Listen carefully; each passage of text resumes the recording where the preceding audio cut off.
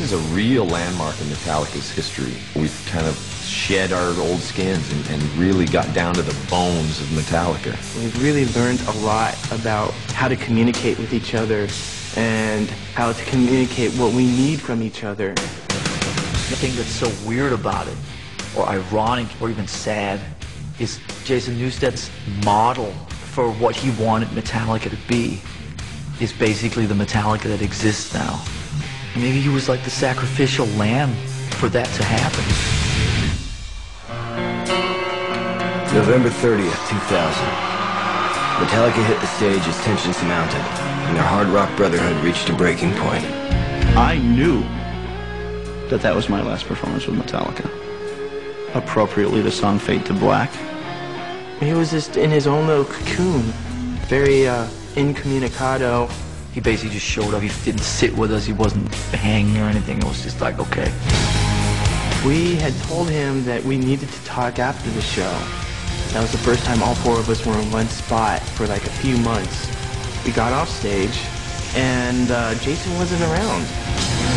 6 weeks later, Metallica met in a San Francisco hotel room to face each other and confront an uncertain future. I had a proposition. That's how the meeting started. Let's just take 1 year off. Jason told us that he was unhappy with the band. We said, why?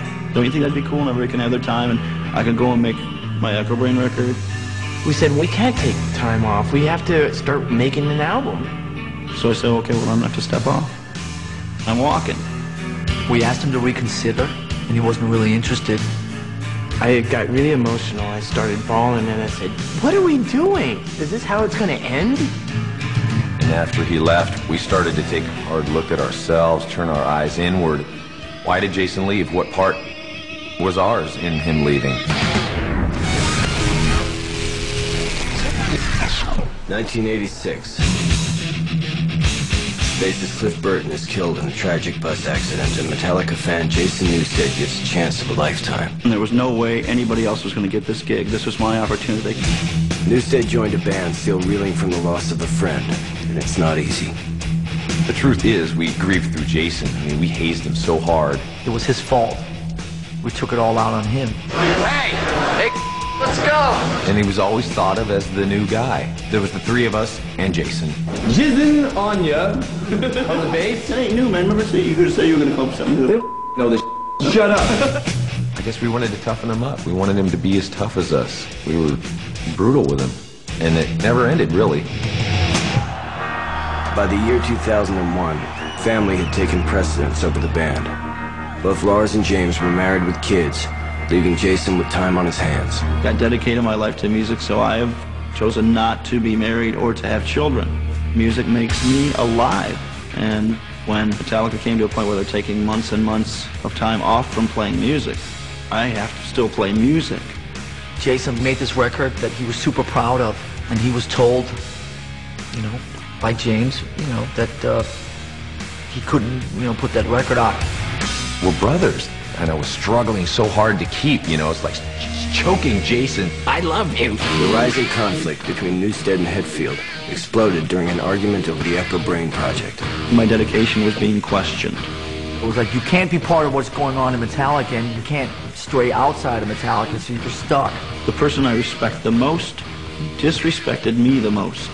That's how I was taught to control things, through intimidation and rage. And it just hit me in the head like a brick and said, you have got to stand up for your principles. Now's the time. Do you bury me when I'm gone? Do you teach me while I'm here? Just as soon as I belong, then it's time I disappear. I really love Jason. I respect him a lot as a friend and a musician. I felt like I lost a brother, and I still feel that way. It felt like we were fragmented. We didn't feel like a band.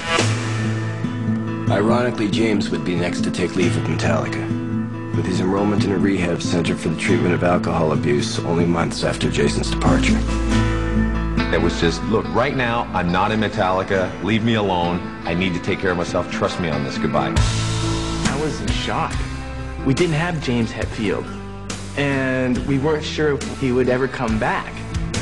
The Metallica train never slowed down long enough for anybody to take stock of the mental health of the individuals in the band. It was never considered.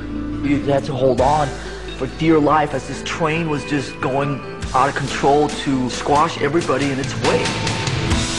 Was Metallica's 20-year ride coming to the end of the line?